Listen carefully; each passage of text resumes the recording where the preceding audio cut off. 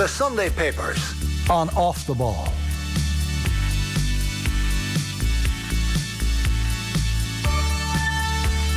Now you're welcome along, Sunday Paper Review, so I'll start you by going through the back pages. Manchester City, definitely a popular choice on the back pages. Sunday Times, Beat That Arsenal is the headline. It's Riyad Mahrez celebrating City's third goal yesterday. They were amazing, really, against Southampton. Alongside that, Klopp says title race may already be finished, which I think has occurred to most of us, unfortunately, at this stage as well. Sunday Independent. It's a great photo, by the way. So it's Erling Haaland scoring, and it's Bazunu, who did make a couple of good saves in the midst of conceding 4. Struggling to stop that one. Unstoppable is the headline. Haaland on the mark again. And then Klopp dismisses talk of a 7-year hitch, which we'll come to inside a few pieces about Klopp and 7 years at Liverpool. Picture of Haaland again on the Observer front page, and the headline is him again, which kind of says it all really at this stage. Sun Sport. So, this just screams ticking boxes for all concerned. Bex and Inter Miami happy to give Ronaldo an offer. So maybe he'll consider that in January. And then we have the Sunday People. They also have that David Beckham, Inter Miami, Ronaldo story. So presumably something in it. And then Sunday Mirror, Wonder Hal. It's Erling Haaland. It's Man City 4-0. Mail on Sunday, Klopp. We won't win title. Now, Klopp doesn't say definitively we won't win title, but he does say it's unlikely at this stage. And Mail on Sunday going with that as their lead. And a picture of Erling Haaland yesterday as City go top after Haaland scores in 10th successive game. Liverpool boss all but concedes. And then Sunday World, Klopp's call of duty. And again, that interview that he gave to journalists on Friday in advance of today's game, where he says things like, it's important to be unpredictable again, we need different systems, says Jurgen Klopp. Very happy to say Sarah Donovan, All-Ireland Camogie winner with Cork, and a representative of Dublin as well, as with us in studio, as is Kieran Cunningham, chief sports writer with the Irish Daily Star. You're both very welcome. Good to have you in studio. Kieran, I know your Donegal links are strong. We were just chatting Friday, the Imros were on, and I was somewhat oblivious to the tragedy. I did that thing of just saying, well, I'm putting my phone away for much of the day, and it was only the next morning really I saw the full extent of it. It is unbelievably shocking. You would know the area, I presume. It's like I'm from 60 miles away from Creaslough, but I was thinking about this, and one of the reasons I think it's really impacted hugely on people around the country to an extent greater than a lot of other tragedies, and I think it's because everybody knows Creaslough, in that there are 1,000 Creasloughs in the country. And if when you looked at those pictures, you know, that service station come shop, like the amount of times you've gone into a place like that to get a coffee or use the toilet, or, you know, not even getting diesel necessarily, or, you know, getting a bite to eat. And in a small village where that's the only shop and it's a gathering point, and at that time on a Friday, kids used to go into a Friday treat, and, you know, the father and 5-year-old daughter, they were lost. They were in buying a cake for their mother, you know, and there's all those personal stories that comes out of it. You know, when you're saying everybody knows Creaslough, like the greatest Donegal writer in a strange twist is Brian Friel, who's actually from Tyrone. But his family were Donegal, and he lived much of his life in Donegal. And all his plays were set, most of his plays were set in a place he called Ballybeg, you know, which was kind of microcosm of Ireland. And, you know, Creaslough was a typical Ballybeg, even though he'd based it on Glenties. And watching the news yesterday, you know, and the locals being interviewed, like there was a Gallagher and a Sweeney and a Doherty. And I would say every parish in Donegal has Gallaghers, Sweeneys and Dohertys. Liam McElhinney was interviewed, and Liam would have been involved in various Donegal county teams at different grades over the years. He's with the St Michael's Club. 10 years ago, Donegal won the All-Ireland, and his son Martin came on in midfield in the second half. And all, you know, you see the way people have come together. Like the St Michael's Club, which would be the club of Christy Toy and Colin McFadden, as well as Martin McElhinney and now Micheál Langan on the current team. You know, they've come together to help as much as they can. As of all the wider community, there's a little coffee shop there that is refusing to take payment for giving refreshments to the emergency services and to the journalists covering the story there. And it reminds me of, you know, there's a traditional value in Ireland was called the Mehal, the Mehal, or the Mehal, depending on what the form of Irish you use. But it was a primitive form of communism that, when there was, because it was more or less an agrarian society, and if you had a harvest day or a day for the haystack or whatever, all your neighbours would come, like that's very labour intensive, so all your neighbours would come and help you that day, and you would reciprocate, and no money passed hands, and that was the traditional Irish way. And like Donegal, I've seen a lot of praise for the Creeslough community and Donegal community for the way they responded. But I think it's a human reaction. I think everybody, every community, everywhere would react that way. And it goes to the core of what's human, that you come together in the time of greatest loss. And the impact on people down the road is so hard to fathom, particularly the younger people who because there was a lot of teenagers around and children around at the time. And like I remember as a kid, a trawler went down where we're from when I was 7, and 6 people were lost. And 2 years ago, the same spot, the same rocks, another trawler went down, 5 people were lost. And the boats were called the Evelyn Marie and the Carriguna. And there's loads of things I don't remember as a kid, but I always remember those names. Like the tragedy just leaves its mark on you, and I feel for those people when the lights of the cameras turn on, people move away, they have to live with what happened there, and I hope they get plenty of help. Yeah, it's dreadful, really. It's hard to get your head around the suffering. There's no neat segue onto sports pages after that, so we'll just proceed very much on the basis that much of what we're about to talk about pales, obviously, by some distance. The draw for Euro 2024 is ongoing. I appreciate this is the paper review, but this draw is touched on in the papers, and it's quite interesting. If you read in advance of the draw, Paul Rowan on page 7 of the Sunday Times, he's talking about really what Stephen Kenny would desperately want to avoid. He says from pot 1, from pot 2 rather, pot 1 is going to be difficult regardless, but certainly from pot 2, we want to avoid France, England and Serbia. Well, we've got France. And then from pot 4, Ireland being in pot 3, the danger there comes in the shape of Greece or Turkey. Well, we've got Greece. So really it's about as difficult as you could anticipate. So it's France, Netherlands, Ireland, Greece, and just laterally I see Gibraltar thrown into that group as well. So right away you look at that and you say, well, top 2 qualify. Ireland are not going to qualify certainly that route. It's going to be playoff again because, I don't know, you need luck as a manager, and there were definitely other groups there which would not have been as scary, but France, Netherlands, and the danger then from Greece behind. In some ways, Greece could be the trickier tie. If you take a hiding here or there against France, Netherlands, it could be forgiven potentially, but you don't want to finish behind Greece as well. That's when things get very sticky. But I don't know, what do you say? You need to be a lucky general sometimes, Sarah. You seem very optimistic, Joe. Yeah. Well, sometimes it's that whole thinking fast, thinking slow, whatever that Daniel Kinnaman book is. So at a certain point, your instinctive reaction here could just be the right one. Oh no, we're screwed. I don't see why this shouldn't be just a challenge, as with everything else. Their ranking is their ranking. They were always going to be up against it. They could have had an easier draw, but everything they do from here on in will be bonus territory, I think, and that's the way I would be looking at it. Kieran, you might disagree. I think I'm excited by the draw. Like, I know it's very hard, but I just think, a lot of fans will go, wow, we're playing France, we're playing Netherlands. And even though it would be very hard to finish the top 2, I think that would have been the case anyway. But I always thought the likeliest route is because of the convoluted system with the Nations League, more than likely you will have a playoff unless, there's a few unlikely results down the road. But, I think there will be an excitement out of France coming here, Netherlands coming here. There are also the advantage for fans as well. You can get direct flight to Paris, presuming the game is at Paris. You can direct flights to Amsterdam. You can get direct flights to Greece. That is very attractive when, the last few years when you've been going to Armenia or Kazakhstan has been very complicated, and it's been, in football terms, it's obviously hugely challenging. But it was 7 years ago yesterday, St. Ireland beat Germany, and it was Shane Long's goal. Yeah. And sometimes something, Netherlands didn't qualify for the last World Cup.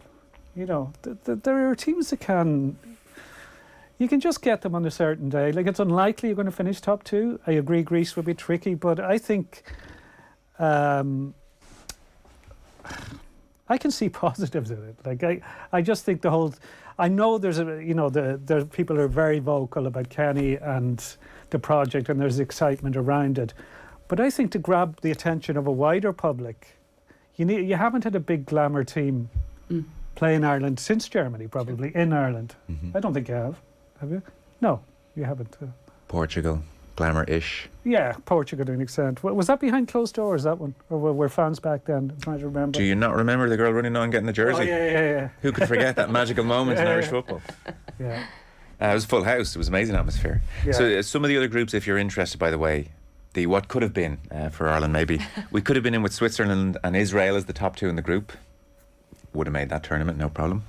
We could have been in with Croatia and Wales.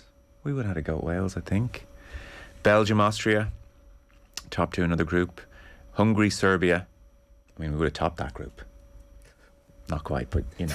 Hungary have been going really well, and Serbia. Denmark, Finland, top 2 in Group H. Group J, Portugal and Bosnia-Herzegovina. Italy and England are in the same group with Ukraine, and then Netherlands, France. Yeah, you got 2 of the toughest. Yeah, Yeah, that's look all I across wanted the us to group. acknowledge here, everyone. But I still think there's an excitement about playing big teams. No, there is, of course. There's also excitement getting to a tournament, but, you know, fair enough. Which are about 64 teams qualify now, don't they? Through various routes. Yeah. But I suppose the interesting thing, and we'll tease it out all through next year, is next year from March to November, which is how long this group will take, that has been set up as the real referendum on Stephen Kenny. Yeah. And I appreciate you're saying, well, he'll get the playoff. But if that group goes appallingly badly, he may not get the playoff. Yeah, and there's an important point as well to make in that the schedule is so important of games. Like if you start off, say... Rotterdam, Paris. Yeah, and then say Athens, then Greece away. Yeah. So after 3 games, there's a fair chance you'll have 0 points. You know, even Mr. Positivity. Welcome back to the room. No, but I mean, it depends on the run of games. Like, Yeah, but if sure. you start up with Greece at home and Gibraltar and then one of the big guns at home, then you could suddenly get a bit of momentum. Yeah. You know, you could get a draw against France or Netherlands here and win the other 2. So suddenly, so it depends so much on the run of games. Harking back to previous qualification campaigns, sometimes getting those bigger teams early, World Cup hangover. I mean, the World Cup will be, 2 months old, effectively? Yeah. So, you know, there can be good Well, times let's go back to, if you go back to the qualification for 2002 World Cup, the first 2 games were Netherlands and Portugal away. Yeah. And that kick-started it. Two decent draws, could have won, should have won Amsterdam. Yeah. Let's jump into the papers then. Well, I mean, look, that draw is in the papers. Obviously, they could only cover it in so much as they could.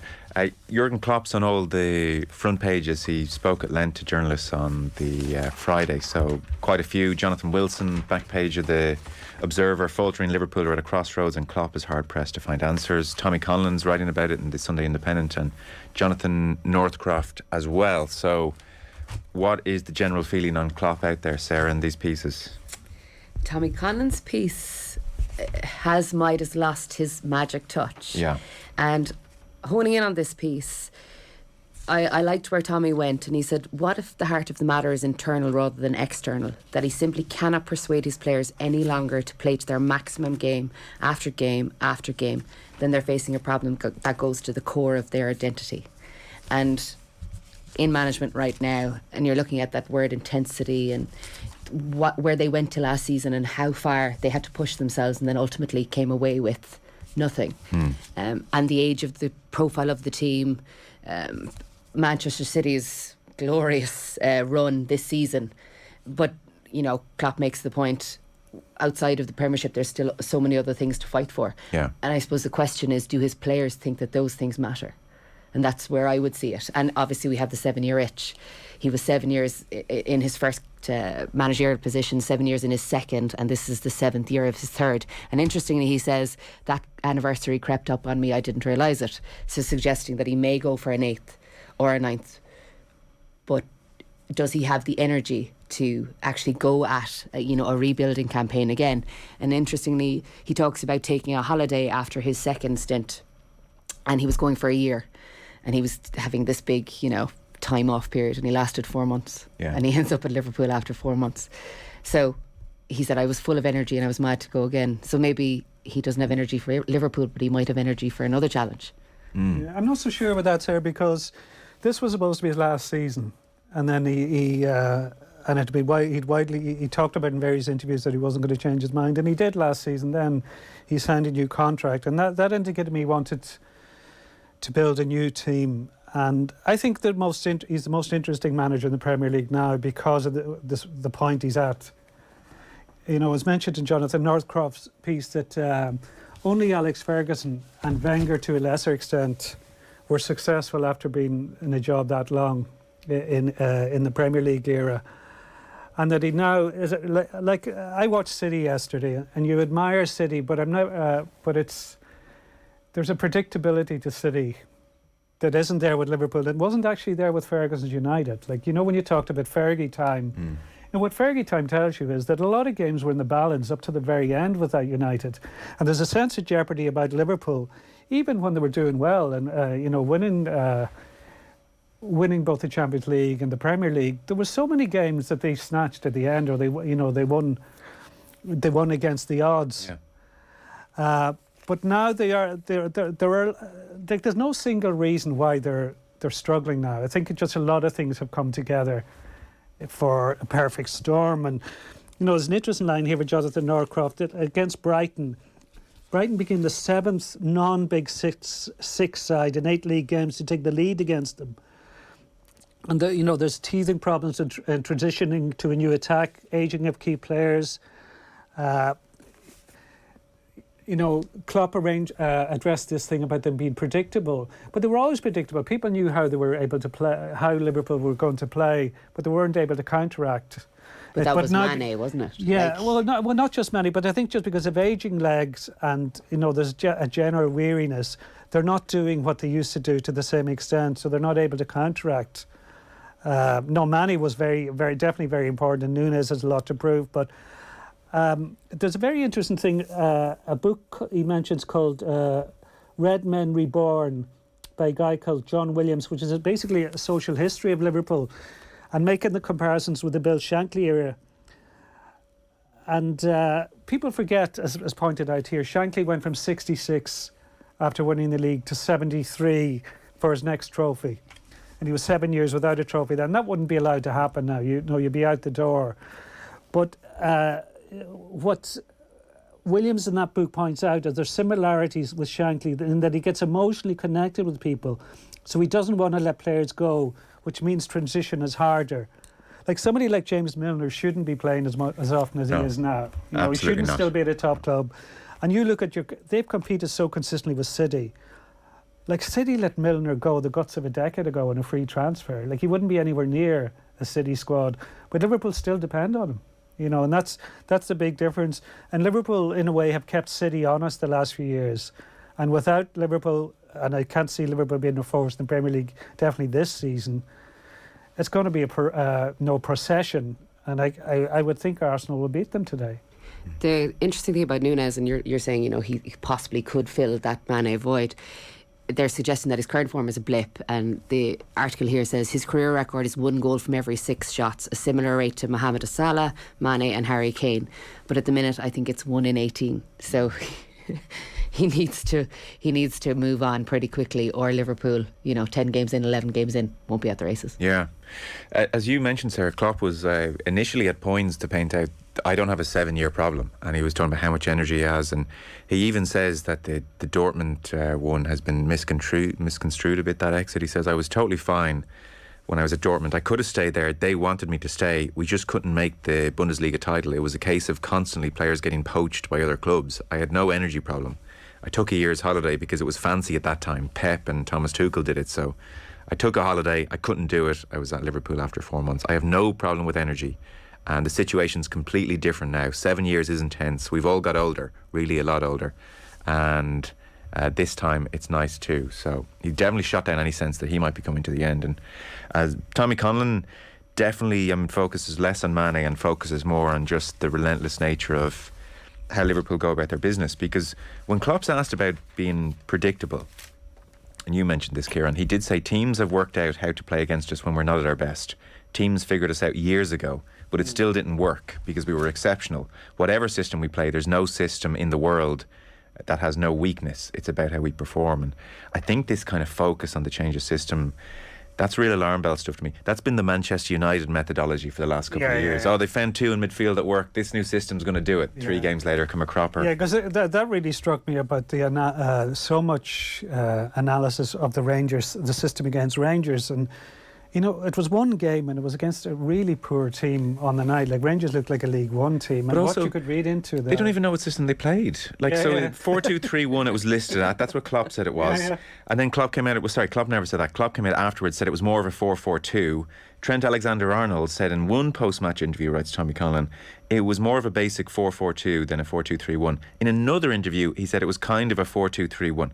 So, like, the sense that the system here is paramount to changing everything is wrong, because what Tommy Conlon does, I think, really effectively is he talks about the Pep Linders book. And he said even just reading that, you get tired, because right through that diary of last season, the Liverpool coach just talks about how the words pressing and counter-pressing are repeated with obsessive zeal. It is the alpha and the omega of their culture, as described in that book. It becomes exhausting just to read about it on a page, never mind to have to implement it. And so he talks about so many examples where, and we've seen this, I think, with Mikel Arteta, where he comes in and it's like, well, how do I dress up the same message in a different way today? I'll do a drawing, I'll get the photographer in to make a speech. And so Klopp, again, as this brilliant communicator, has different ways of doing it, different times. We need your legs, your heart, your lungs, your brain. Another day he's talking about how you have to press like a shoal of fish, a swarm of bees, a flight of birds, you know, all this kind of rhetoric. But as Tommy points out, they have played 63 games. Our way costs a lot of energy, concedes the coach late on in the book, but maybe it has cost them more energy than they will ever know, says Tommy, and maybe missing out on the 2 great prizes after such a monumental effort drained them emotionally in ways that cannot be measured either. Physically drained, emotionally crushed by the endgame last May. Perhaps they just couldn't face starting all over again this season. They are not machines, they never were. I think that's the core of it. Like, I know there's a lot of issues. Like I said, it's a perfect storm, and there, you know, there's so many issues like Andy Robertson form, Trent Alexander-Arnold's issues, etc., the aging legs in midfield. But it all goes back to last season. Like they were because City went 2-0 down against Villa. They were close, you know, you could say they were 20 minutes away from winning the title, which would be the domestic treble. The first half of the Champions League final, 6 days later, they were much the better team in the first half against Real Madrid. They had far more shots. The Courtois, the goalkeeper, Real Madrid goalkeeper, ended up as man of the match. But they didn't win it. And I think that took psychologically what that took out of you, not just physically, but that they were going for everything, and it collapsed within the space of 6 days and within the space of a few minutes on those 2 days. It's very hard to recover from, you know. And to repeat the same messages, we'll go again, you know, and we'll do this after having gone so close. The adrenaline gone and everything. And I remember the Fulham game early on in the season, and there was a real sense of Virgil van Dijk and a couple of others who are young enough not to be in permanent decline. Like, some of them are just, the bank is empty. They've given everything and they're not coming back. I think obviously the younger ones will come back. But looking at Van Dijk and a couple of others that day, and Fulham, newly promoted, sunshine, full of energy, at home, chasing every ball. There were definitely quite a few Liverpool players, and you could just tell they thought, oh, do I have to match you for intensity and effort here? I probably do, but I just can't. I can't summon it. I've done it so often and so recently. It's not there. And the way the league is at the moment, it's too late now. And look, Tommy Connon's piece is here, and it's the piece that stepped out of me. Development is about do. It's simple and logical. We will repeat until we vomit. I'd say these Liverpool lads just like, who goes to work and wants to vomit good, you know? It's like, at the end of it, you hold up your hand and say, done. Because as Kieran's saying, they haven't just played lots of games. They've had to have nights where they go to the emotional well so often. So many, like, oh, they really need a big one tonight. And they all invariably have done it. But you probably know as a player, adrenaline, and then when there's either a pause or a defeat, like the Arsenal Invincibles, when they lost at Old Trafford, they hit the deck. You need almost a time of hibernation. And you're right about the timing piece, because I was watching Bayern and Dortmund last night, right? And obviously Dortmund get the last minute winner. And the energy exuding from that group, and I was sitting there watching the game going, what was the impetus for this? What was the meaning of this game to them? And it was like, oh well, they got a point. Yeah. Oh, but look how much it meant to them. So it just is where the team cycle is. Yeah. Yeah. That group just That's got a it, point. Yeah, and it's always been a high wire act. Like even last season, like they drew at City. Other than that, what they won? Did they win 14 in the last 15 or something? Like they're an incredible run. But think of in that run, how often Allison had to make an incredible one-on-one save, because with the high line, they gambled. That he is so good in those situations, or Van Dijk's recovery pace, etc. But it's just not working to the same extent, and it's hard to rely on something like that to work all the time. Yeah. So suddenly, when there is a little slackening off, those one-on-ones, the ball's ending up in the back of the net. And there are games like Brighton could have scored 7 last week. Yeah. Napoli could have scored 7 or 8. And I think you're going to see. I wouldn't be surprised if Arsenal get a lot of chances today, because Arsenal are a good team now. To those of you listening on Monday morning and want to tweet Kieran Cunningham about Liverpool's 4-0 win, he's available and waiting for your tweets and abuse now. Sarah, you picked out a piece which I suppose is tapping into an ongoing theme over the last couple of months: referees being assaulted or abused in GAA. I think people are a touch fatigued by this topic, so I was interested you picked it out. Donald Smith, he is the GAA's national match officials manager. In the Mail on Sunday, it's page 62 and 63, an interview with Philip Lanigan. Did we get anything out of this, or what grabbed your eye here? Because I have to say I read this and I didn't get much out of it in some ways. Yeah, and look, I suppose I was coming at it from a different point of view, from that idea of being jaded, being on the pitch, being on the side of a pitch, different experiences over the last kind of 2-3 years. And he's talking about the understanding. The reality is referees are sole traders. What we need to do is bring referees back towards the centre, create that interest. We're a group, we're doing a specialised job. We have to make connections with coaches, games, with club managers and chairmen. And I was saying, right, how does that come about? Yes. And then he talks here about it's the accountability and transparency over referees. And he says that there's no link yet between colleges and schools, and no link between former players and schools, right? And I was thinking, okay, so they've started this new programme, transition years, kind of feeding into coaching at underage groups and making kind of, I suppose, connections with kids and clubs, but that link hasn't been made yet. And I was surprised that they haven't gone straight to the nub of it with, say, the GPA. Okay, so I had a really strong conversation with a former Cork hurler a couple of weeks back, and he said, Sarah, I can't understand how the national referees haven't linked in with the GPA to this point. And I said, what do you mean? He said, well, look, he said, take hurling as an example.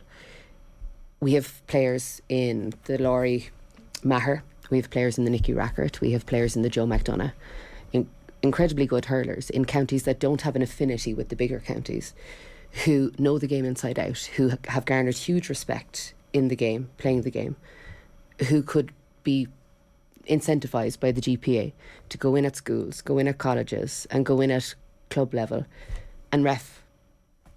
Let's make it a process where these guys who are former players, but at a level that is respected, come back into the game, but it has to be incentivised. And at least they are the heart of the game. And obviously Donald's talking about these guys and referees becoming the heart of the game. If you were a player, you were always the heart of the game. So he felt, my Cork hurler friend who has played the game to the highest level, that this was an opportunity lost. And what's interesting is that obviously Philip has asked about miking up referees in this piece. He's asked about wearing GoPros, because Shane Stapleton from our game had said, why not put a GoPro? And Donald has listed all of the reasons why this would be an issue for GDPR purposes, for individual referees not being comfortable with having that level of scrutiny involved. So why not look at something completely different, which is involve former players or current players who are playing at a slightly lower level, but incentivise them to play? Yeah. I mean, I think the only solution really ultimately is, I think, all these programmes and various comments, it just has to become socially unacceptable in the clubhouse afterwards. It's the same with violence on the pitch. Because I think we still have a culture in GAA and probably in other sports where dig is thrown on pitch, referees abuse like hell, and I do think the perpetrator is regaling the lads in the pub afterwards about the fight, or you know. I think if that became socially unacceptable, that'd be the quickest way for it to. But it would be itself. harder. It would be harder to accept the decision, or to disrespect the decision of a person who knew the game and who knows the game That's inside true. out. That's You true. know, That's and true. I suppose it just feels like, you know, they're missing the point here. Is that they're saying referees are an integral part of the game, which they are, and maybe former players then should be, you know, incentivised to come. Yeah, it to might play the help. game. I guess you'll never get enough former players to make that the solution. There'll still be referees that players don't recognise in club games up and down the country. And I do think though that there's an opportunity right now with the GPA having such a forum to certainly trial it. You know, they're trialling the mic, they're trialling the GoPro. Yeah. Why not trial? I don't this? think a lot of former players want to go near refereeing though. No. I know, but if it's incentivised, lads, look, we're talking about a cost how of do you living crisis. incentivise Well, look, money? there's like every club referee who turns up to a game, Yeah. say Mike Camogie match is on a Tuesday night, we give him €40, €20. And so how much would you have to pay for a well-known player to be incentivised to as a stipend to for, referee a game? well, maybe the government has to get involved when it becomes tax breaks. Absolutely not. Taxpayer money is not going on this. Absolutely not. Not even engaging in that. And I'll give you 100 other things that's going on first. So no way. GA and taxpayer There's money. no tax breaks. You guys, honestly. But it's so deeply ingrained. I honestly don't know how you tackle it, because I think every single game I've ever gone to, I've heard people giving out about the referee. Yeah. No matter how good the referee is, there's people who just, their knee-jerk reaction is if their team doesn't win, they'll blame the referee. And you see it because it's, even the Premier League, the paranoia, like you see the amount of, say, Liverpool fans who claim that virtually every referee they think seems to be from Greater Manchester. You know, that... and I read a survey actually that what are seen as the big six clubs of the supporter base, they all feel referees are biased against them.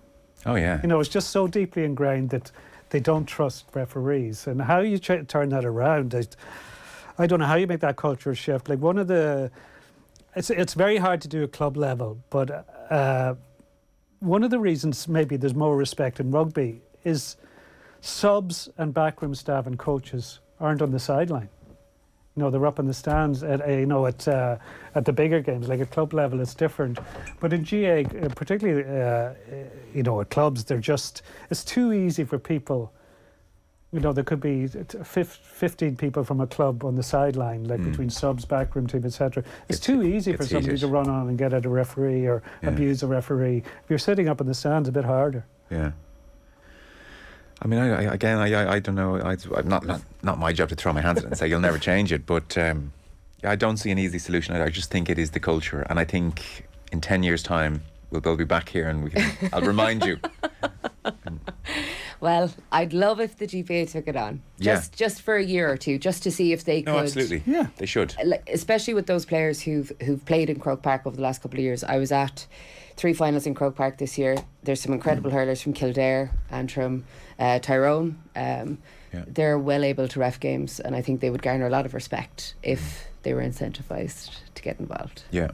So what GAA matches are you predominantly on sidelines for these days? So I've just gone back in with Naomh Marn Oaks for my second season. Okay. Had a very interesting meeting with Cliona O'Connor, who was on your panel here a couple of weeks ago. So that's my full-time gig for the next 10 months. And are sidelines threatening places for referees in the main, or okay? I genuinely think the support that Donald talks about here, he said, you know, at intercounty level there's obviously a lot of support and there's a lot of people around the players, but if there's somebody going to a match in a rural part of Ireland, you know, a junior club game, and he's on his own, he's hopping out of the car, he doesn't know those involved, if he sees somebody running at him, that is psychologically damaging. So there's a lot of protection required for referees, but that has to come from the clubs, and he talks about that here. You know, the clubhouse has somewhere between 300 and 400 or 500 members at a you know, a normal club setup. There's 300, 400, 500 people who want the club to be seen in the best light. So that's the starting point, making the clubhouse and the club pitch, That's what I think, a safe place for referees to come to, and that's shown to be done by the club. Page 61 of the Mail on Sunday. Kieran, I know you're obviously a passionate boxing fan. It was quite the week for boxing, to say the least. And it was utterly...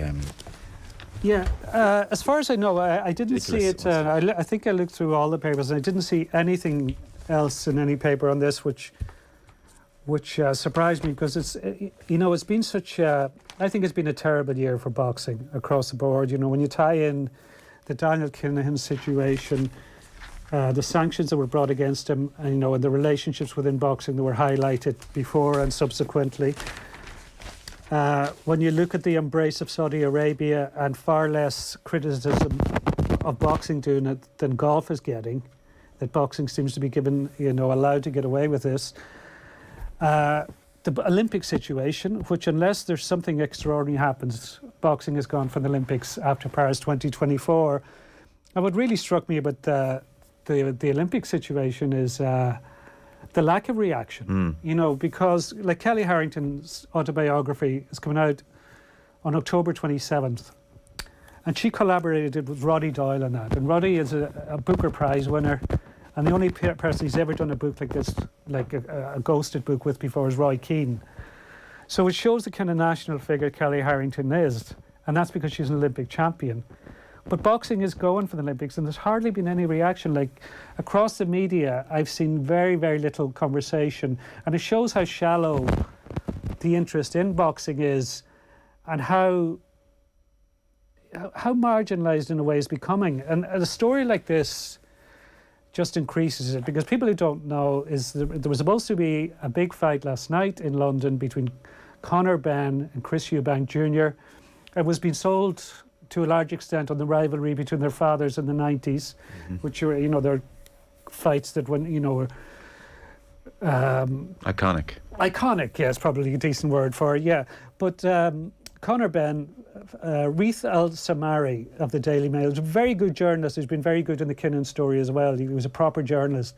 He revealed, I think it was on Wednesday, that Conor Benn had failed a drugs test for, if I can remember offhand, I think it's called Clomiphene, which is a fertility drug used by women, but it also increases testosterone levels, so it can be used as a PED.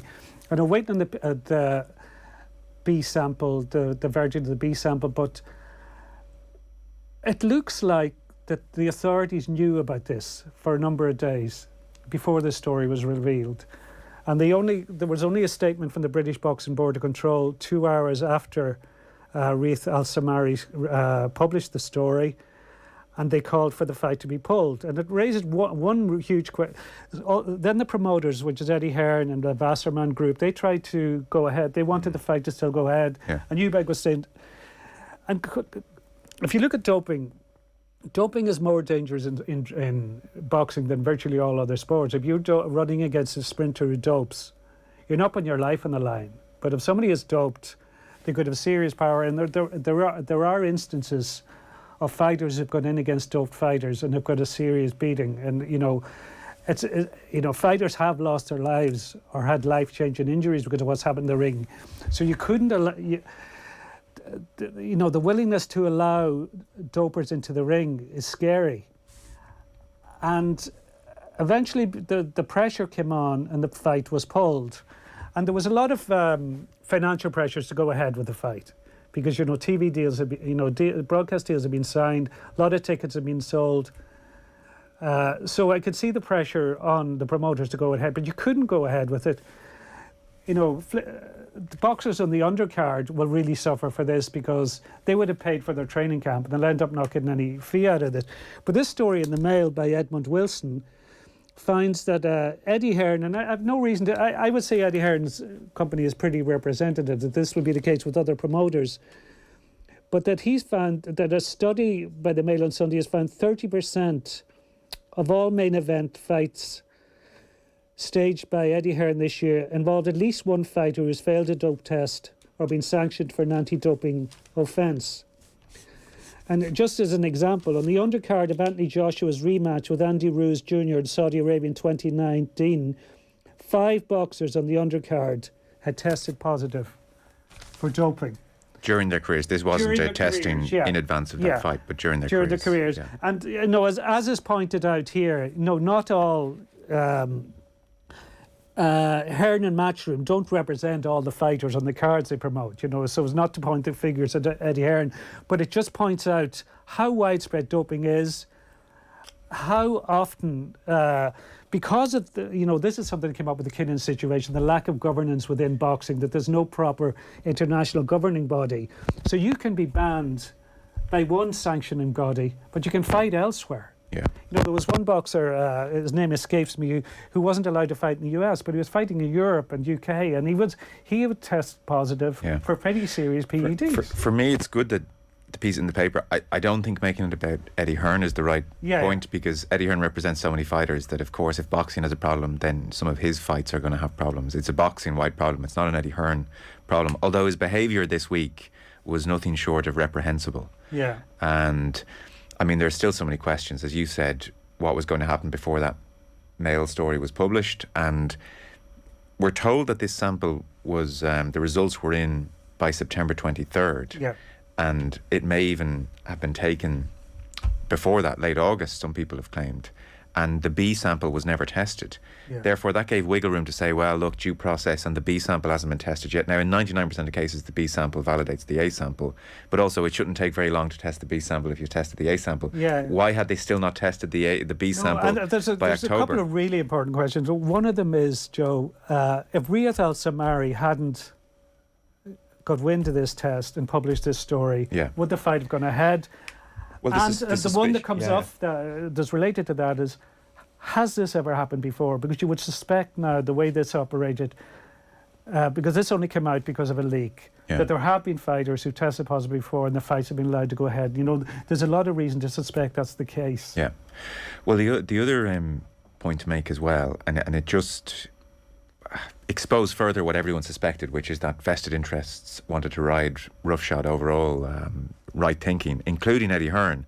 So Eddie Hearn's talking all week about, look, B sample hasn't been tested, he's passed every other test, he's entitled to process, this was only a VADA one, he's passed all the UCAD one, all that kind of stuff.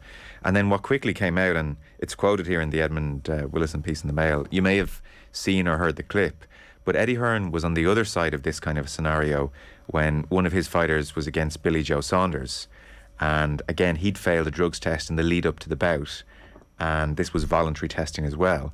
And Eddie Hearn back in 2018 is literally saying, what's the point in signing up for drugs testing if when you fail, everyone just goes, oh, don't worry about it, let's just let him fight. You can't ignore it. Otherwise, the sport's a mockery. Yeah. Fast forward 4 years. It just shows this general sense, I think, that boxing has, whereby they think, look, I genuinely think boxing's in big trouble because of this embrace of lawlessness and the way people use that's boxing to explain away everything. Yeah, so but they're right though. Sorry, they're right. Yeah. No one so cares. many people, Everyone would have watched this fight. In fact, more people would have watched this fight. And I heard Steve Bunce on 5 Live, who was not condoning what had happened, but he was on 5 Live in a radio discussion on Thursday night saying, look, Ben needs to go away, and if he needs service time, whatever. But he said, when this fight eventually happens, it'll be bigger because of this. Now, he wasn't saying that's a great thing, but he was stating that is the reality of the marketplace. But I think that's a problem with the boxing media generally, and Steve Bunce, is a prominent figure within it. The boxing media generally, that they are allowing, a lot of them are allowing this kind of stuff to go by and just say that's boxing. And but is it boxing or entertainment? Because I think it's entertainment, and it's like the WWF. I don't care what happens, but it's entertaining, and I did watch too much of it when I was a kid because it was entertainment. So has boxing moved from the realm of sport to just entertainment? What's your senses? Because I know you're very passionate about this. Sorry, bring Sarah in a little bit. What's your sense as the casual floating voter who may watch some fights and not others? It's entertainment, and it's the stories around it that will draw me in, as opposed to the sport or the spectacle of the boxing. I don't enjoy watching the hits, and I don't enjoy watching the physicality and the violence of it, because I do find it violent. But in the lead up to it, if a story or boxer or a couple of boxers capture my imagination, I will tune in on a Saturday night to watch it. But I don't see it as sport, just because of, I suppose, the fact that the lawlessness is there, and there's so many things that I can't grasp the reality of it. Does that make sense? No, totally. And I suspect, think of a year's time. So by all accounts, the Eubank camp were consulted here and told, what was going on. And we should state that Conor Benn denies taking drugs and absolutely is insistent he'll be vindicated. But the Eubank camp were happy to fight because I guess finance rules there as well. But I guarantee in a year, in the build-up to the fight, the Eubank camp will be, we're going to take down this drugs cheat. He's a drugs cheat. How dare he do that to me? And that'll be the selling point to try and grab you back in. Good versus evil, clean versus doped, all that kind of stuff. And like they'll be rubbing their money, rubbing their hands. Yeah, but in anticipation of rubbing their money. But I saw on, I think it was in balls.ie, Jason Quigley was interviewed about this, and Jason said that he was tested far more as an amateur in the Irish setup than he has been as a professional. Yeah. Even though, it's far less dangerous to dope as an amateur than a professional, because there's more protections, there's shorter fights, etc. But it has a reckless attitude towards it, and it is a terrible attitude towards scrutiny of the sport. Like, since the Kieran situation, nothing has been done to address the lack of governance within the sport or to stop another Kieran emerging. And on Thursday, a press conference went ahead that was scheduled, but the press conference started with an announcement that no questions would be allowed. Yeah. And Eddie Hearn read a prepared statement. And since then, Eddie Hearn did an interview with an online outfit called IFL TV, who used to be financed by MTK Global, which glossed over the story. I know the British Boxing Board of Control have been asked for comment on this by various journalists over the last few days, and no comment has been forthcoming. So there's a huge lack of transparency within boxing. There's something I've just been working on, and I got a lot of data on this, and I was surprised about it because you hear so much about MMA taking over, but worldwide, boxing's audience is still miles ahead of MMA when I was going through the data. So it's still a hugely popular sport, but it's a sport that I think a lot of people are, even though it's got a huge audience, I think the fact that there's so little coverage across the papers today shows a lot of people are sick of it and don't want to deal with it anymore. They think that's, it's just, they've zoned out of it, because there's just so many bad news stories with it. And the Olympic one summed it up for me, that a story that we celebrate so much because of the success it's brought to Ireland, that losing an Olympic spot now hardly raises a ripple, that people are gone from it, they've lost interest. I mean, potentially, I think on the Olympic one, people sort of feel, this will get sorted out in due course. Sorted out. I think people have that suspicion. It's 2028. They'll sort it out one way or another. It's brinkmanship. So maybe I think if we were on the eve of the 2028 Olympics and this had happened, it would be a much bigger story. And on the second point, I think people do have the perception of boxing that you're talking about. But I think, fans like Sarah, lots of others, probably myself to an extent, I'm not a boxing aficionado. I think if Fury's fighting Joshua in 2 months' time, everyone's like, "Oh, zoom back in for that one," on the understanding that this sport is decrepit in so many ways, but it won't stop you watching the big fights. I think that's the reality. It's entertainment on a Saturday night, and that's why I watched it. Yeah.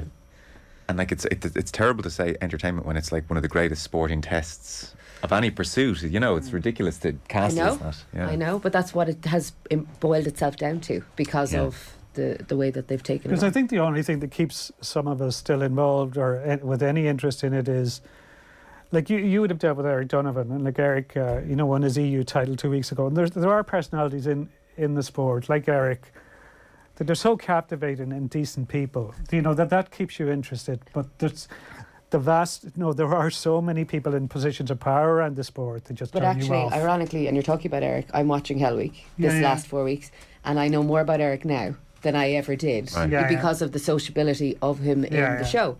Now, I'd love to watch the fight 2 weeks ago with that body of content in my armour, and I'd have enjoyed the fight. How's he doing? But I saw 1 week and he was getting a severe warning, and I thought his days are numbered. So is he still hanging in? See, he was. He was fighting a girl in a fight. I think it was Rebecca O'Rourke or other, and he wasn't taking her seriously in the eyes of the lads. And there was things like that he was expected to kind of show his dominance, and he was holding back. And well, maybe there's a degree of You lads don't understand what a professional boxer is capable of here. There's an editability about this, you know what I mean? And obviously, but I'm really enjoying him because he's really pushing himself in it. Okay. Speaking of pushing yourself, I think our favourite interview, perhaps the three of us, is in the Sunday Times, pages 16, 17. Most of you, I suspect, are very familiar with Damien Brown and his trip across the Atlantic. And I think someone like Brian calls for an in-depth interview, and Peter O'Reilly sits down with him, and we get it.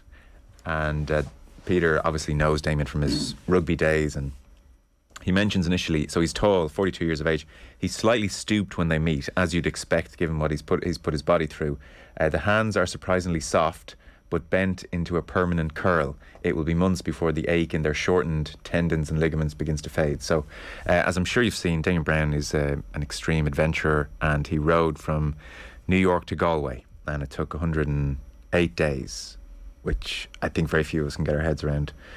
So, I mean, again, it's the details, I suppose, which kind of illustrate what he went through at various points. Like, for instance, he talks about the difficulty mentally in this trip, and he's done various amazing things that most of us couldn't dream of doing, climbing mountains and various treks of different things. He said, though, this is the toughest thing I've done. Not physically tougher, which is interesting, but mentally and emotional, by far the toughest because of the nature of it. Because for 60 or 70% of the days I was going backwards at some point. One day of that is grand, 2 or 3 days is hard. 63 days of going backwards is absolute psychological torture. I couldn't believe the stress of it. Say you put in a 2-hour shift on the oars and travel 1 or 2 nautical miles and then rest. Then you check the GPS, and in 10 minutes while you've been stopped taking your rest, you've already lost 0.3 or 0.4 of a nautical mile going backwards. Very stressful. You need a lot of luck. You might need some assistance from the Gulf Stream, but I got no luck with winds on the second half of the crossing. The first half took 44 days. The second half of the trip took 68 days. It was rowing purgatory. So even that was kind of an amazing insight. And he talks about arriving home. So he crashes, obviously, because he lost a load of his oars, and the whole thing became very messy at the end. And he's got his head around the fact now that he crashed. Initially, he thought it was a big disappointment that he had to be rescued, and now he thinks to crash on the rocks, it's the perfect ending. But when he crashed and he was rescued on the beach, kind of crawling through rocky water, he was brought instantly to see his partner and their 18-month-old daughter, who was staying at a friend's house. It was after 2 a.m. I didn't want to call to alarm anyone. I just knocked on the door. Roselle was in one of the front bedrooms, so she stuck her head out of the window and said, "Who's there?" And I said, "Baby, it's me, I'm home." And Peter O'Reilly says, when they make the movie, people will say it's a bit too Hollywood. And he was thrilled, as you can imagine, to see his daughter still recognised him, just 18 months old. And then just a last one from me. There's too much in this piece to get it all, but I guess the interesting, or the thing I'm interested in as much as the physical aspect is the psychological aspect, why he's doing this, what he's looking for out there, what he's finding out there. And he does obviously strike you as a deep thinker. So what he's learned is, I crave connection with people. The way I would have framed things is that I'm an introvert. Like when I was playing for Brive, I used to live out in the country with Elmo. I used to think, am I not a social being? That's not the case. It's just that my cup is filled quickly, but I need it. You know, it's more important than I realised to me, which was a very interesting thought. And then he talks about how he craves introspection and likes going to very dark places in his head, and epiphanies happen and thoughts happen, and he's not your average rugby player turned extreme adventurer, that's for sure. So, I mean, how could you not find this interesting, I suppose? Well, it began as a 2-man operation, right? Yeah. And I was there with a couple of friends this week, and I was thinking, who would I have started this adventure with in a boat? And I was thinking of all of my former teammates, and I was thinking, you know, I'm quite like swashbuckling, kind of get you over the line, but I need somebody unflappable in the boat to kind of get me through the humdrum. And I actually had a kind of a discussion with my friend. She said, "Would you not pick me?" And I said, "No." And I said, "I don't think you'd pick me either." I said, "I think we'd have a falling out, you know, quite early." And we still haven't settled on who our kind of teammate in the boat would be. And I think I think it's something, you know, I'd love to have known, I suppose, why Damien chose his rowing mate in the first place, because he sounds like somebody who thinks things through to an incredible degree. Yeah. Yeah, it's an interesting point, yeah. Yeah, Did you ever talk to David Ford much, the former Ireland goalkeeper? Yeah, once or twice. Yeah, because he reminds me very much of David Ford, and I wonder, is it a Galway thing that there's spirituality and they go deep into themselves? Because some of the quotes in here, like he has a podcast called Deep Roots that he recorded on his phone in his cabin in the boat, and there's a little extract here from it. I'm getting pulverised in this battle, thoroughly deflated. I wake every morning with a sense of hope, opportunity, excitement, optimism. And they're not thin layers. They're genuinely thick blankets, values and beliefs that I've nurtured over years and years and years. F me, they've been worn thin by the constant barrage of setbacks. And there are a few passages like that in this interview that read like, to say, the start of a novel or the narration at the start of a film. And like, you're a professional broadcaster. So obviously you can talk well, but You'd be surprised. Yeah, well, you've 27 awards before Nathan robbed you on Friday, but there's not many people I've come across who can talk like that so fluently. No, it struck me and too. So it struck me. I had the same, just from a professional point of view. I did think to myself, I'm going to go home and listen to that because I want to see how long the pauses are. Yeah. How much thinking time? Because if he's just coming up with this in a fluent way, it's very impressive. Yeah, very impressive. A very impressive guy all round. Like, you look at the things he's done other than this. Like, he's completed the Marathon des Sables, a 6-day, 250 km race across the Sahara with a survival kit on your back. He's climbed Everest. He's climbed Kilimanjaro. And the significance of rowing west to east is that you're pulling, it's much more demanding because more treacherous winds, less predictable currents. And the statistics from the Ocean Rowing Society, up to 2020, 156 successful solo rows east to west, the other way just 16. So it's quite a feat. And like, he's such a big man. If you saw, like, it was on the Late Late Show on Friday and they had the boat done. Oh, right, yeah. And he sat in it, like, and you look at, to fold himself into that tiny space for an hour would be difficult. To do it for that duration and, that amount of effort you're putting into and dealing with the elements is just extraordinary. And I'm sure he had prepared to lose his travel mate. But at the same time, you are setting off as a duo and suddenly you must feel acutely lonely.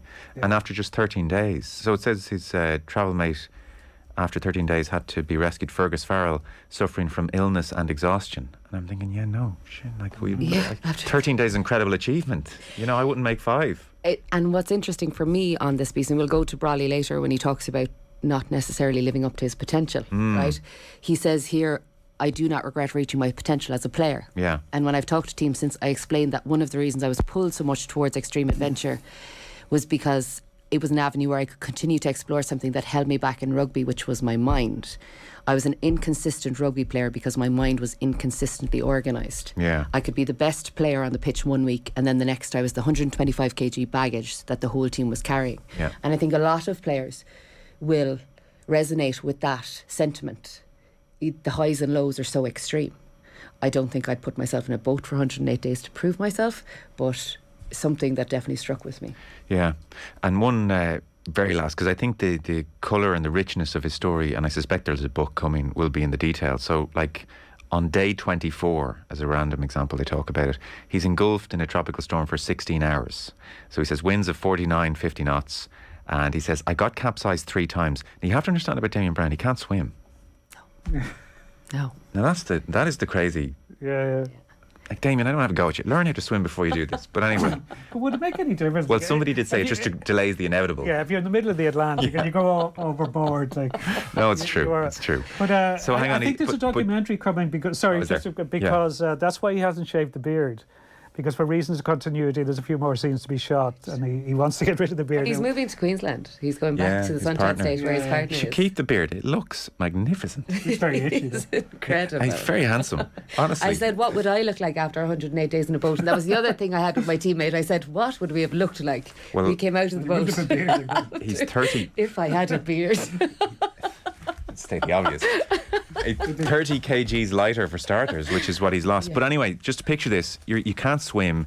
There's a tropical storm for 16 hours, and he says, I was capsized 3 times, and he said he was on the para anchor, I presume that means he's anchored somehow. And so he says, it's not meant to happen, as in you shouldn't capsize 3 times. The anticipation of the 4th capsize were the longest hours of my life. I was mentally fried because the belief I had going into this is that the cabin is impenetrable and no matter what happens, I'll always be safe in the cabin. But those 3 capsizes had shown that water was getting into the cabin, and if the electrics were fried, you're looking at all sorts of complications. So you're just lying there in the darkness, listening for it to come, all the waves making different noises. Some of them make the hissing noise and they're bad. So imagine sitting there waiting for that to happen. But for somebody who wants to be in control of a situation, which he appears to be, the ocean seems the wrong place to take your chances. Does he want to be in control? He wants to take control back, doesn't he? I guess, yeah, I don't know what he wants. No, there's a fearlessness there that, and he's obviously pushing himself to an extreme, but you think he'd like to be able to control certain aspects of it, but certainly not when you're lying waiting for the waves to come at you. No. Damien, I would keep the beard. That's all I have to offer up.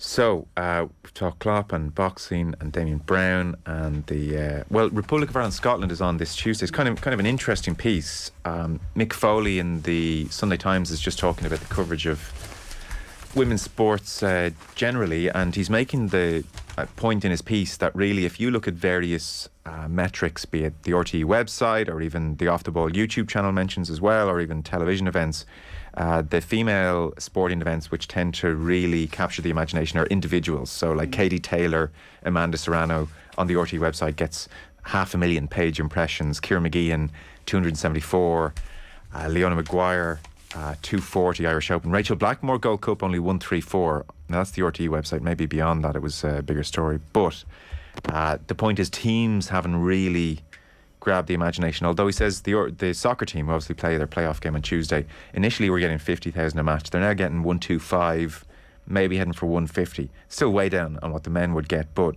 it's a big improvement. He says same for radio. A quick look at the numbers of clips for Off the Ball. The YouTube channel reflects the vast gulf between traditional staples of GAA football and rugby and women's sport. And so the point is that making a World Cup obviously would be big for coverage of women's sports and might allow a team to kind of become as big as Katie Taylor or as big as some of the individuals, Rachel Blackmore. Kind of interesting glimpse into the listening habits. We would see that ourselves in the YouTube clips. But look what it took for the English women's team to break the kind of national psyche in the UK in a much bigger population. So I think we're doing very well, and that Irish team is doing incredibly well to capture the imagination the way they are right now. They have a massive support and they have a sponsor, which the Irish men's team don't. So that speaks volumes. You wouldn't have said that 10 years ago, that the Irish women's team would have a sponsor and the men's team would have failed to have one. Yeah, that's true. Now, at the same time, I don't know what the rationale is there. But like if you want to sponsor the men's team and you do, you're going to get more viewing figures than the women's team. So I can't work out the rationale there. I don't know why the men's team would be affiliated with the previously toxic FAI situation and the women's team would be absolved of it. So I don't know commercially what's going on there. I feel like the men's national team really should have a sponsor, you know. Yeah. But I suppose that's a side issue. It does feel like this team has probably caught the imagination more than any other female sports team in the country. I think But it's a communication piece as well. You look at Arteta with Arsenal, and he's after bringing a social media team to build back that relationship with the team. Yeah. The Irish women's team, because of the individuals involved, the likes of Katie McCabe playing with Arsenal, Denise O'Sullivan playing in America, the social media and the communication around that team has been incredibly positive, and it's grown separate to Ireland almost and separate to the FAI. Yeah.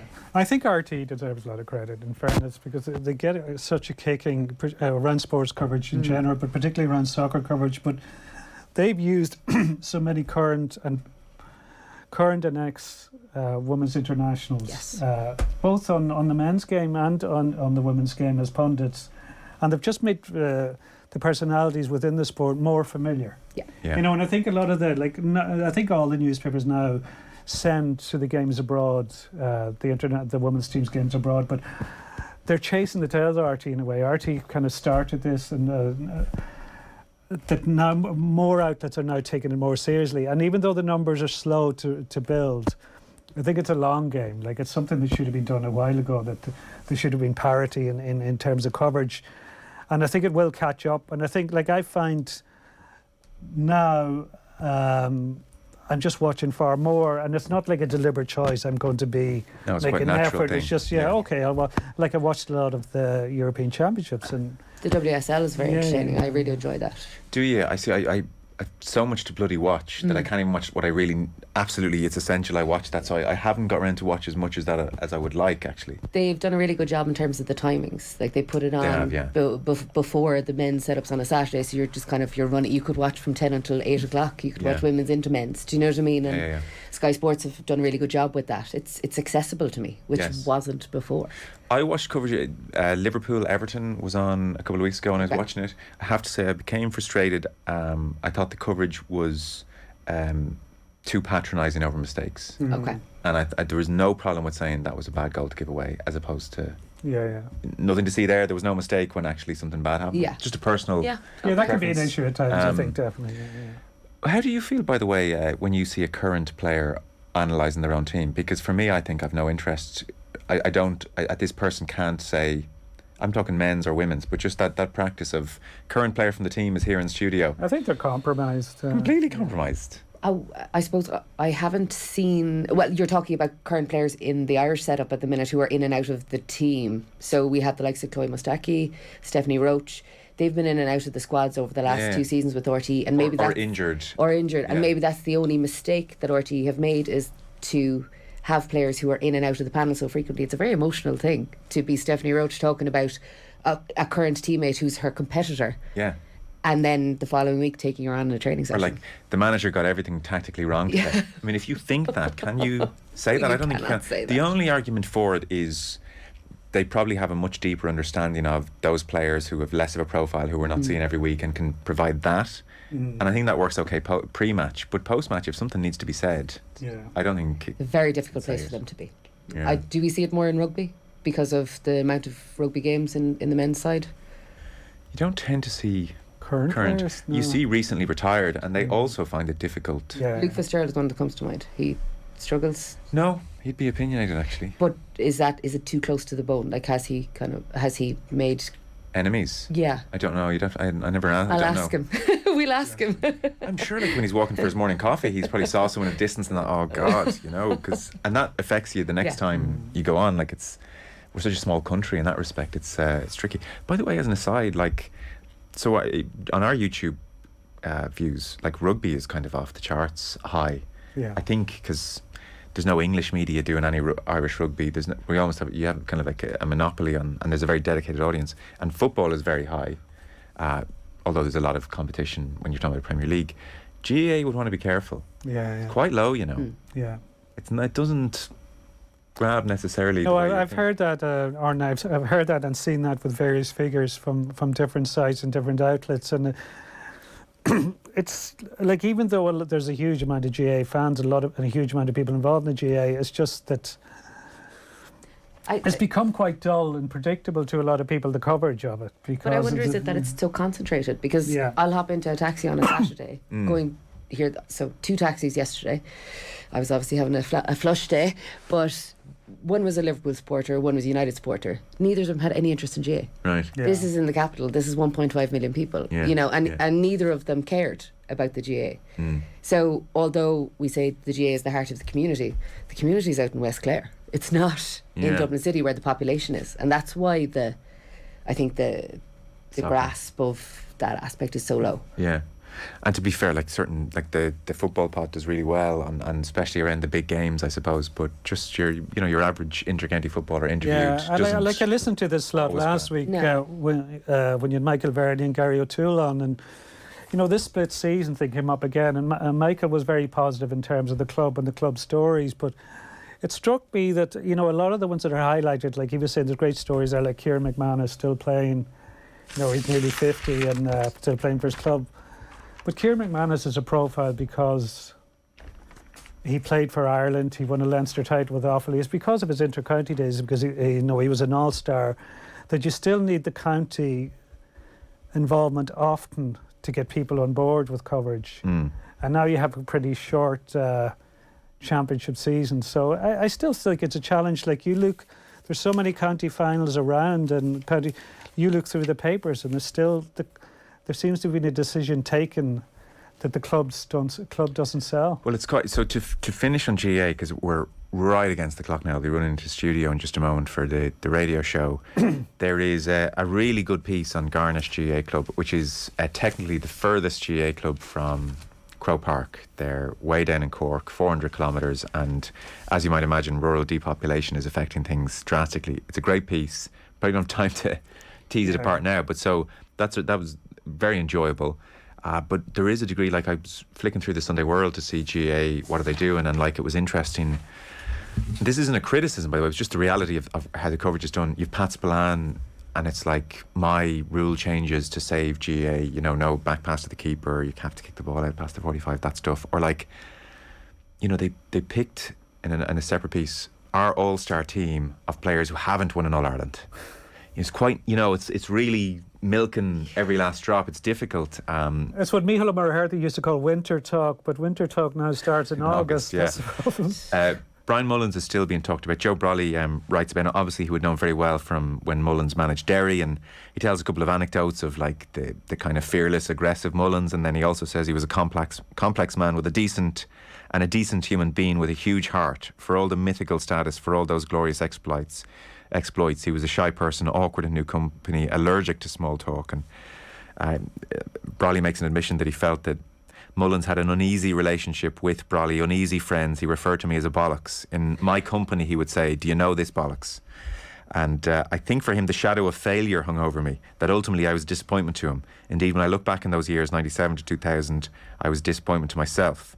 He loved our group, the remnants of 93, me and my prime, young players coming through. He could see we had the potential to regain Sam. There's nothing worse than wasting your potential, something that cannot be said of Brian Mullins, which is a great closing paragraph. You mentioned, Sarah, that I hadn't forgotten or hadn't realised Underdogs? 2006. So that would have been my first experience of Brian. So I was captain. We were playing Cork. We didn't know at the time that this was going to be the Cork team that would go on to win 10 All-Irelands. So as Juliette Murphy is running up the field roaring, "Get them for 20, get them for 20," I was thinking, we're already dead. Just leave me be. But I think from my... That defeat's aged well. Yeah, so my experience of Brian then, though, he was the manager of the team. Obviously, it was...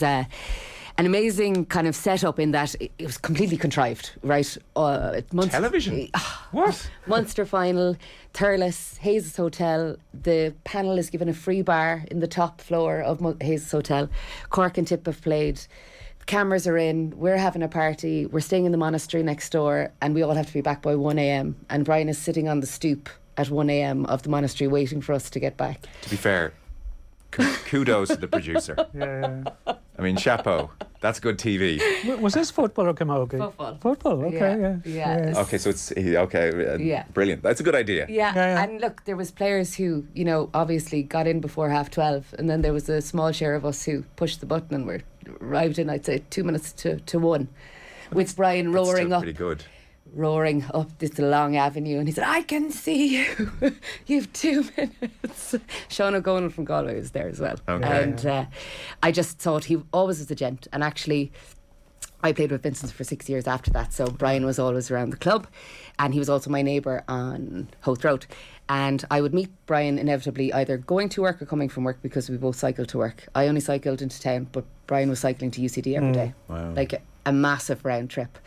And he wasn't a man for small talk. If he needed to talk to me about something, we'd have a chat. But if he didn't, Sarah, nod, good luck. He was gone. And I loved him. He was brilliant. Did you? Yeah, because there's been... one of the things that interested me in this is that it was last Friday week he passed away. And there's still pieces appearing about him. And there was a few yesterday as well. That it shows the impact he made. But the pieces I found of most interest are the people who actually knew him, him really well. So there wasn't just, telling a few, it wasn't the kind of Celtic Twilight stuff that looked at this warrior, this blonde-haired glam rock type fella who rocked through the 70s. But there was a great piece on the currency by Fintan Drury, who, the former RT journalist who was a communications professional then, and there was a connection with UCD. And Brian Mullins got in touch with him once and asked him to meet for a coffee. And Fintan wrote that he would kind of puzzle what this was about. And he'd heard that Fintan's mother had passed away. And just when they were sitting down having their coffee, he put his hand out, but his hand had fit his hand. He said, "Have you allowed yourself time to grieve?" You know, that he was, by all accounts, a very kind man, and that this gruff exterior, like there's a few stories here by Joe, and I think Joe means very well in this piece that he loved the guy. Yeah, and he does say he had a huge heart. Yeah, huge heart, but like, the kind of stories that play up the brusqueness, but like I remember after the 1998 All-Ireland semi-final Derry-Galway, when Mullins was managing Derry, it was before there was a media room in Croke Park, and they used to wait outside the dressing room for the managers. And I remember Brian walked past and he just went, best team won, no complaints. And he turned and he jabbed his finger into the chest of one journalist, and you can't quote me on that. And then he walked away. There were just quotes. But that was a performance, and it was great. Like, that was better than an hour of quotes of somebody else. You get a column out of that. Yeah. Wow, that's amazing. The Fintan Drury story is amazing. Yeah. Give me that over small talk any day. Kieran Cunningham, thank you very much. Sarah Donovan, thank you very much. We are right out of time and back next week. The Sunday Papers on Off the Ball.